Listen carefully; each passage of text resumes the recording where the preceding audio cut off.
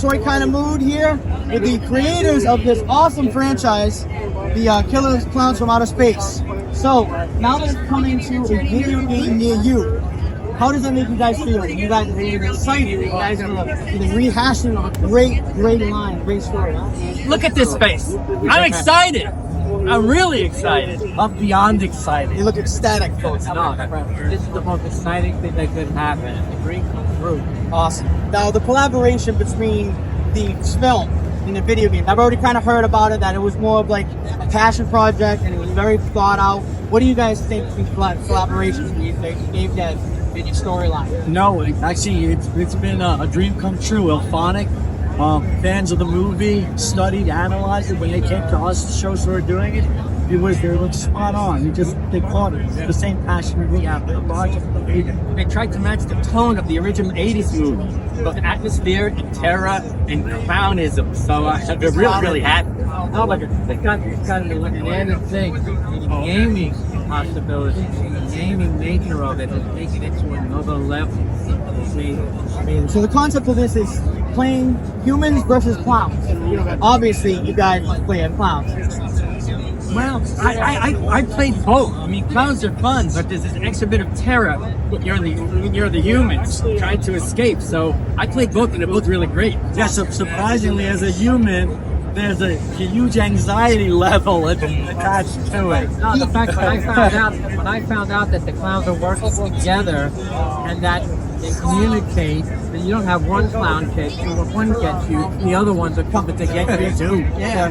How about you, Ian? What do you think of the dynamic? Do you have a preference clown that you enjoy? It like it depends on the mood. It's who's on the other team. There's so many elements to it, but yeah, so I feel like we made it really balanced. Awesome. I know my fan base loves your line. My buddy Michael Platt, great artist out there, actually takes a lot of your concept and is inspired by this film. A lot of us are. So let me just say thank you very, very much for giving us some time. I know it's a totally busy day here at PAX. Again, thank you very much for going kind of made it to that game.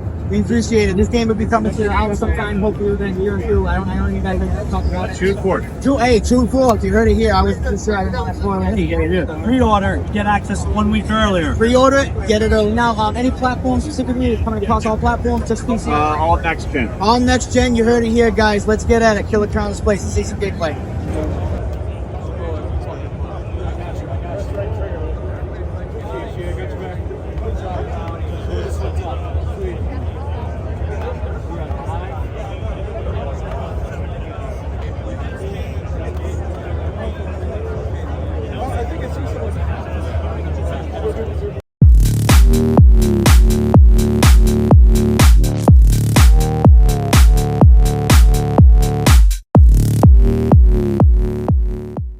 PAX East again, covering Deathbound. We're here with one of the guys that know everything about the game. What's your name today, sir? Sean. Sean. Tell us about Deathbound. What to tell? Obviously, it's Souls-like. I know that everyone's going to say another one. I get it. We get it. Don't worry. But we took a different approach. Instead of playing one character where you're switching out your armor, your weapons, your items, you're actually playing a host of characters inside of one body. It's party-based and Souls-like. Awesome. Not the same way where you would have like individual characters. Instead, they're all in one body. Oh wow! So you're building a party from characters that you meet who have since passed on, kind of sold their soul. You get to learn about them. You get a bit of history. You get a bit of tutorial. So that's each one represents a sort of different sort of playstyle. So we have the additional soul shield safe mode, 2 casters, mages, wolves, and a capoeira fighter who doesn't really play like anyone else. That's the general gist of the game. You'll be able to switch them whenever you want, start your forces between them on the fly. You can actually switch between them during combat in a morph strike to combine their powers together. And there's no limit. It's not going to find that this guy doesn't work with this guy. Everyone works with each other. The party system is also built with a talent tree. So we have a pretty vibrant talent tree that allows you to build passives to everyone, but also specialize in certain characters. Each character has a perk. So we're trying to tackle the idea of, can you do difficulty in Souls-like without doing it easy or hard mode? We let you build however you want. If you want to choose the game, you can do that. If you want to make the game as hard as you want, you can do that. It's absolutely fine. Nice. And that's the general vibe of Deathbound. Awesome. I really like the interchanging of characters. You do kind of combo hits and attacks. It sounds very different than anything else I've really played. So your classes, your warriors that you can kind of envelop through their souls, is it all specifically like a fantasy theme? Is it is it periodic theme? Like you'll have somebody that might be like a samurai archetype, all the way to like a Viking archetype, or something along those lines, or something different? It's a strange set because in this world, at one point, humans did have immortality. It was kind of tricked off them by another god. And now one side of humanity, called life, are trying to regain that immortality. The Church of Death don't agree with that because they see it as unnatural and moral. And that's where you kind of set up this whole idea of where we are in the thought. It's a mixture of future and feudalism. You'll see when everyone's mortal, going for guns, so you gotta go back to basics. And that's kind of where the game sets off. So no Vikings, but you will see some sort of Crusader Archetype, right? Yeah. with a mixture of Barbarian-esque. Yeah, we have some Brazilian pieces. You try to reflect their background, where they come from, as capoeira fighter. But you also see some Korean kind of low sci-fi type stuff. Oh, that sounds awesome. I can't wait to get my hands on it. I know Deathbound is out now on Steam. The demo's out now. The demo's we haven't out got a now. release date yet. Okay. We're trying to avoid the Elden Ring DLC, of course. We want to be Right. sensible. We're very transparent about this. We know that everyone's going to say that anyway, so we might as well be honest. Well, you sound like you guys are bringing something different, especially where you can switch out your archetype, your character on the fly. That combo system sounds really cool. I can't wait to get my hands on it. Any other specific platforms you guys are shooting for? Is it just merely PC? We're looking at PC at the moment, and that'll be on Steam, GG, Epic. Awesome. We don't know about consoles yet. So You know, the long verification point when it comes to consoles and such. So. Yeah, we want to see how we go first, make sure the PC version is at its best. Hopefully Steam Deck Day 1 as well. Perfect. Awesome. Thank you very much. No problem. Check this game out on Steam demo. I will have a link in the description below. Again, support every game dev. Without our support, without you guys having that creative output, we wouldn't have video games. Thank you very much, my friend. We need to eat. Yes. Yes, we do.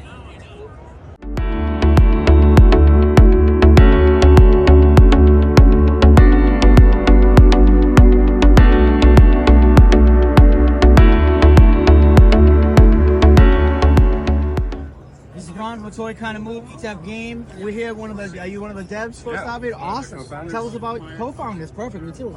Tell me about your company. Like, what brought you into video games? What started your passion? Our company was kind of an impromptu thing that we were three friends that we were working on video games just kind of for fun. We did a few game jams together. We had worked on a few prototypes that didn't go anywhere. And StarVaders was our most recent project. And so we were all friends who, Eddie and my other co-founder Jintan had met each other in high school. I met Eddie in college. And so yeah, we just been working on games for fun until we started doing StarVaders, and it was just a side project for us at first. We put out the demo on itch.io, and we got contacted by our publisher with who we're here today, Joystick Ventures, and yeah, so we all decided to take the plunge, and now we're doing StarVaders full time. Awesome. Now, what does StarVaders, like, what differentiates that from other games that are out there? Like, what did you guys think would make you guys stand out, or what did you bring to the game out of your passion? Yeah, so the core genre of StarVaders is a roguelike deck builder. What that means is that it's a card game at its core, where you build your deck as you play rather than like front loading all the theory crafting and deck building before the game actually starts. So as you play after each battle, you're gonna draft new cards, get new upgrades. So that genre is pretty established. That's not what we brought to the table. What we're doing is we're a tactical spin on the genre where you're controlling a mecha robot on this grid-based battlefield. And you're fighting off a Space Invader-style invasion of aliens, where your job is to get rid of them all before they can get to the bottom of the grid. Okay. And as you play, you're going to get new cars, new upgrades, but you're also going to unlock new mechs and new pilots. So what we think our game does really well is, so typical card games have a lot of numbers, and all of like deal 10 damage, you upgrade it to 15 damage. Stats increases. Exactly, like the synergies are stuff like, oh, weaken the enemy so it takes like 10% more damage. We think that's kind of boring. So our game, none of the enemies have health. It's all one-hit kills. Oh, wow. So thanks to that design decision and the grid-based space, our cards get to do a lot funkier stuff. So to give you a bit of an idea, our first class is a pretty vanilla mech. It shoots bullets, it puts bombs down, it can blow up the bombs. But our second class is completely different. Second class is a ninja class. You can shock and electrify enemies. You can throw the throw cards from your hand onto the actual battlefield. Oh, wow. And the cards just stay there. You can go back and pick them up. You can throw them again. So can I ask a question? With the static or the lightning abilities, that add like debuffs as a stun? Are there actually abilities that go with your power? Yeah. So the way the base lightning ability works is that it shocks an enemy, and then when you hit that shocked enemy, you get energy back. So then it creates a bit of a puzzle where you're like, okay, I have 3 energy to start. How do I map this out so that I can like shock an enemy, strike multiple enemies, get that energy back, and like keep my turn going and like build that kind of momentum within each turn. Yeah. Awesome. So is it a turn-based gameplay? It is a turn. Perfect. I'm a big fan of that kind of genre. You know, I grew up playing old games on PC all the way to new stuff. So yeah, I noticed you guys, we're actually gonna have some demo footage of on a Steam Deck. Any platforms or anything you're thinking of coming to? Is it just PC, Steam Deck? Or? Yeah, we're hoping to do PC, Switch as a minimum, and ideally we want to do Xbox, PlayStation, and mobile if we get enough momentum to justify. Handhelds, I find, are a good fit for games like this, especially in the beginning. Yeah. To help get your name out there, the replayability is awesome. So yeah, and our game fits well on a handheld screen too. So. Awesome. Is your game out, or do you have a date yet? So we have our free demo available on Steam now, and we're targeting a launch either late this year or early next year. Awesome. Do you have any social media shout-outs or webpage or any kind of links you want to give a shout-out to our fan base? Yeah, so the biggest one is please check us out on Steam, give us a wish list. We're a team of 3 that have been working on this game for over 3 years now, so every bit of wish list helps. And on our Steam page, you can find our Discord where you can join the conversation, join our passionate beta testers, and check out more content for the game. Awesome. I would definitely have a link to their Steam page on below. Feel free to check that out, guys. Thank you very much for your time. Thank you so much. If it isn't for indie devs like you, we wouldn't have PAX and we wouldn't have the games we have today. Yeah, thanks for bringing visibility to indie devs like us. Definitely. Have to represent. I mean, everybody started as an indie. I mean, Microsoft started 2 guys in a garage. So good luck. Thank you so very much. Thanks for your time. We're playing StarVaders here. Had an interview with the devs. The game was pretty awesome. So, hands-on with the Steam Deck. It looks like a very technical, like a strategical, tactical game. Do you feel that it's a little strategic? Is it tactical? Yeah, it's got a lot of the same tactics to it that you would see from anything almost like a Tactics Ogre type game. But it's also combined with, it seems like it's a roguelike deck builder, a lot like, well, there's a lot of games out there right now that are just like that. So, like right here, once you finish a level, you get to pick a card to either upgrade or a new card, and then you keep building your deck from there as you go. Awesome. Yeah, it's pretty nice. Would you recommend it? Yeah, absolutely. Awesome. Don't forget, we'll have the link below. Feel free to check it out on Steam. Give them a wish list follow. It's a small dev team of 2 or 3 guys, and all the support helps.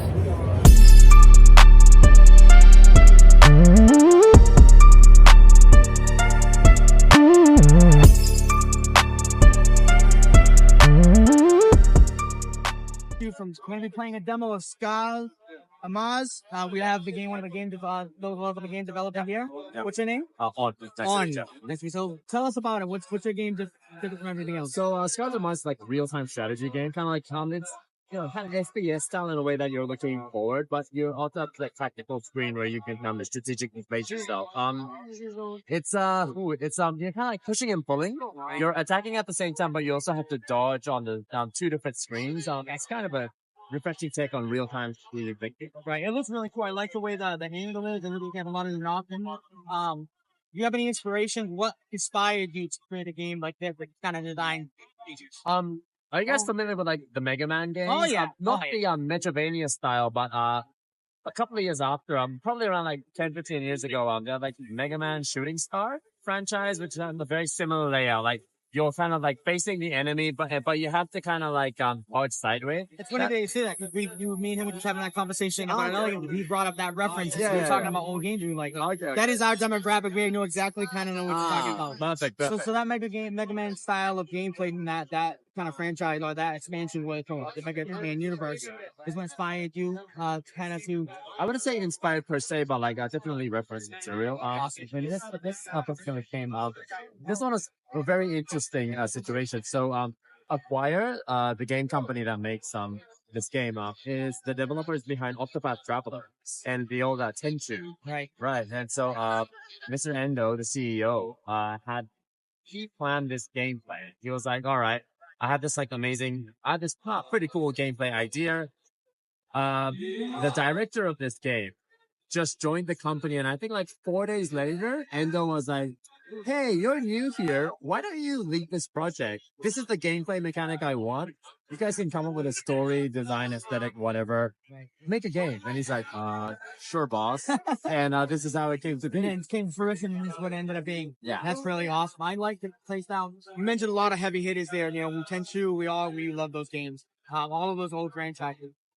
Is there anything in this game specifically that you would want to point out that you like? Some special feature or especially anything at all that maybe there's a story behind it? Is there a story at all behind the gameplay underlining meaning? Not so much like the game itself, but I'd say like for the company. So I think all 4 games here are by Acquire. Right. So Octopath Traveler 2 released beginning of last year. Right. The next Octopath, we don't know if it's going to happen. It might be a long while away, but we have a lot of devs with no job at the moment. Right. So our CEO Indo said, you know what, I'm going to split all of you guys into smaller teams to work on lots of different games.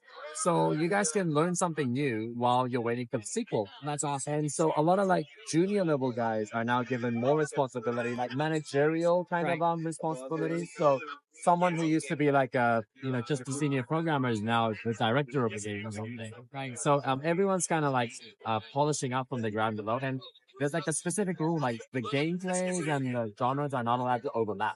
Oh wow, that's why they all are. It's very very different. Very very different. Right. Yeah. And What, so if you don't mind me asking, what are the if you want to give them a shout out, what are the other games that are on your showcase okay, right now? so for example, like Cards RPG here, Right. This is like a SRPG, strategic RPG game, kind of like Fire Emblem style, Okay, yep. meets deck building. Wow. So you have like a Fire Emblem style, like, gridded tactical combat. Yep. But the moment the combat begins, it becomes a deck builder. Right. So then you have like attributes, upgrades, stuff like that. Awesome. Now, do you want to talk about one more and how it differentiates from the other?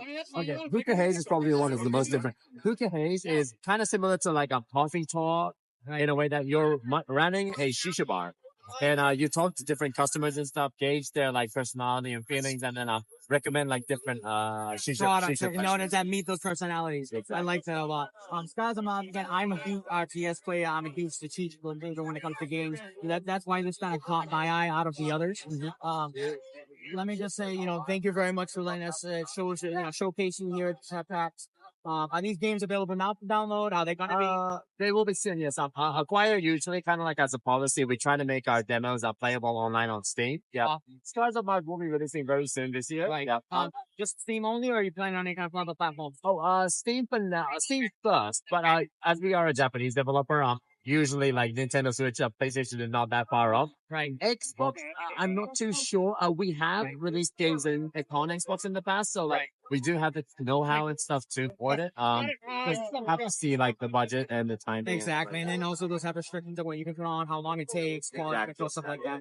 Let me say it's very admirable in a day and age where we'll see constant layoffs when companies are slow. So for the fact that your CEO or the company head that wanted to keep everybody working and managed to develop at least 4 games, which are really, really different in each every way, it's commendable. So give them our respect very much. So Thank you very much. It's been a toy kind of mood. What do you got, Mas? Yeah, thank you. Thank you very much. I appreciate it.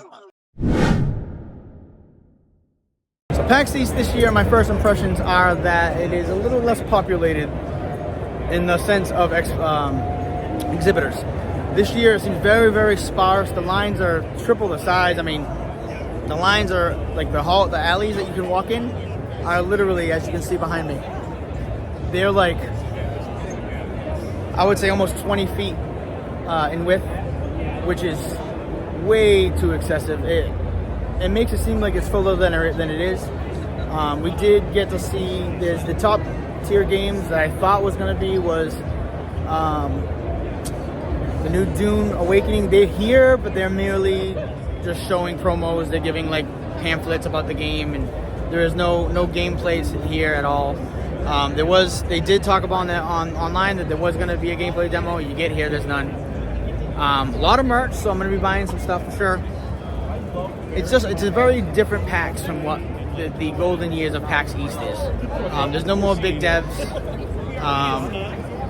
It's almost like a trade show now, more like a typical con where it's less of a AAA gaming convention and more of a showcase of indies, which it has slowly became over the past few years. But it's never been as apparent as it is now. Just for the expo floor experience alone, would I recommend a 4-day pass, paying that $300-400 for the 4-day pass? I don't know. I don't think I can almost guarantee that there's definitely not 4 days worth of activity on the expo floor alone. That being said, there are panels that go on throughout the day, all the way to like 9-10 o'clock at night. They have concerts at night. So if you are coming to PAX and you want to do the 4-day experience and you do travel to get here, you stay in a hotel, you do the panels at night, you go to the free concert series. There's after-hours parties held by a lot of the big computer companies and product companies. Twitch does an after party at one of the clubs that all you do is sign up with your badge and you get in and go for free. And they give tons and tons of swag, all kinds of stuff. So I would say if you're gonna come up here for the 4 days, come to PAX East, definitely take advantage of everything beyond the expo floor. Do the panels, see some shows. They have tabletop gaming, which we're gonna be playing some Magic: The Gathering today. Everybody that knows me knows that's I've been a fan for since I was forever. They have tabletop games. They probably have like 50 different playable games you can play in the tabletop and TCG area. From tournaments to demos to trying out things, it's pretty insane. Take full advantage. That's my one recommendation. Getting a 4-day pass just to come to the expo floor, it's not worth it. Getting a 4-day pass and coming here for the whole event. Again, PAX is just not a video game convention. It is a celebration of all things gaming, the gaming culture. It brings people together, it brings companies together, and that you make friends at PAX, and they're PAX friends for life. That's what that's what we are. Wolf PAX, woo, for life.